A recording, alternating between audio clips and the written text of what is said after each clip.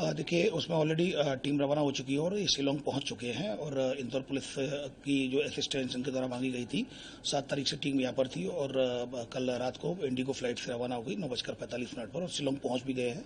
जो मेरे डीएसपी जो क्राइम के उनसे शिलोंग से बात हुई थी। घटना को लेकर क्या अभी इस तरह का कोई अपडेट नहीं, क्योंकि ये टीम जा चुकी है। चूंकि टीम की इन्वेस्टिगेशन में क्राइम ब्रांच साथ थी, क्राइम ब्रांच की कोई अलग से कोई इन्वेस्टिगेशन नहीं चल रही है, ये मैं बहुत क्लियर करना चाह रहा हूं।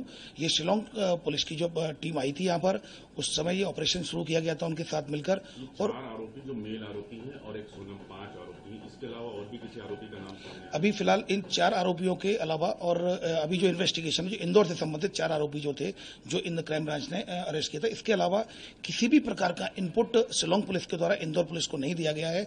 अभी फिलहाल इन्वेस्टिगेशन में और किसी का नाम नहीं आया है, ऑफिशियली या फिर अनऑफिशियली। लेकिन अगर शिलोंग पुलिस, चूंकि जैसा कि मैंने बताया, from the very first day police commissioner Santosh Singh sir के निर्देश पर लगातार डीसीपी क्राइम ब्रांच इसमें सुपरवाइज कर रहे हैं। कोई भी अगर ऐसा पॉइंट दिया जाता है तो यथासंभव हर संभव इनमें मदद इन्वेस्टिगेशन में शिलोंग पुलिस को दी जाएगी। जितेंद्र कौन है और उसका क्या रोल है? इस तरह की कोई भी बात अनऑफिशियली ऑफिशियली सामने नहीं आई है। ये बैंक के अकाउंट इसके चेक किए गए? ये जैसा कि मैंने बताया, शिलोंग पुलिस इन्वेस्टिगेशन कर रही है, वो चली गई है।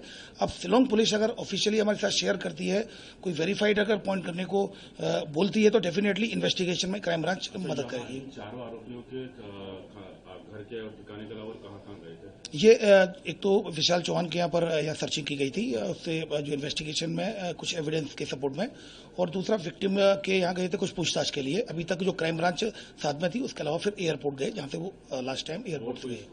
मोबाइल और सिम तोड़ के ये उसके पास ही था। जो विशाल चौहान जो आरोपी इसमें जो है, उसने जो बताया था, उसके आदेशादेश पर एक स्पॉट पर गए थे जहाँ पर सर्चिंग की गई थी, लेकिन वहाँ पर कोई भी ऐसा एविडेंस नहीं मिला है। अभी इस तरह की बात उनकी तरह शेयर नहीं की गई थी। क्राइम ब्रांच चूंकि उनको बोला कि हमें एक ग्राउंड में चलना है, एक सिम को सर्च करना है, तो क्राइम ब्रांच ने असिस्ट किया। ये सर आरोपियों ने कबूला है कि किस तरह से उन्होंने मारा? नहीं, इस तरह की कोई बात इन्वेस्टिगेशन में शिलोंग पुलिस की आई होगी, क्योंकि हमारे द्वारा केवल उनको असिस्ट किया गया है।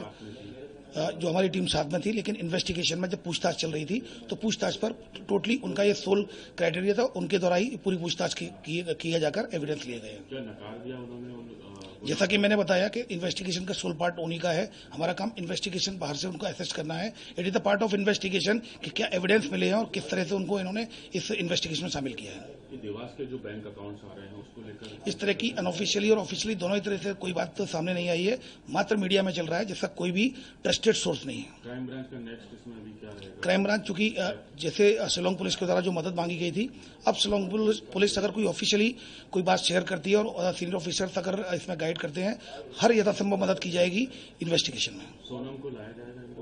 ये इन्वेस्टिगेशन का विषय है और इन्वेस्टिगेशन की जो टीम है, जो उनकी एसआईटी है, वो निर्णय लेगी। ये जो जितेंद्र रघुवंशी का नाम आया, ये कहां से आया और किस तरह? जैसा कि मैंने बताया, ऑफिशियली अनऑफिशियली किसी प्रकार का नहीं आया, पर अगर शिलोंग पुलिस अगर इसको इंदौर पुलिस के साथ शेयर करती है, ऑफिशियली शेयर करती है और वेरिफिकेशन का बोलती है, तो इंदौर पुलिस इसमें असिस्ट करेगी। देवास नाका पे जहां सोनम रुकी थी, क्या वहां चेक किया जाए? ये अभी भी ऑफिशियली स्टेटमेंट ऑफिशियली ये शिलोंग पुलिस ने बताया, लेकिन हमारे साथ शेयर नहीं किया। अगर वो शेयर करते हैं और वेरिफिकेशन के लिए बोलते हैं, मदद मांगते हैं, तो इंदौर पुलिस ये वहां पर नहीं गए थे। क्योंकि अगर ये ऑफिशियली हमें बताते तो डेफिनेटली क्राइम ब्रांच भी साथ बचाती।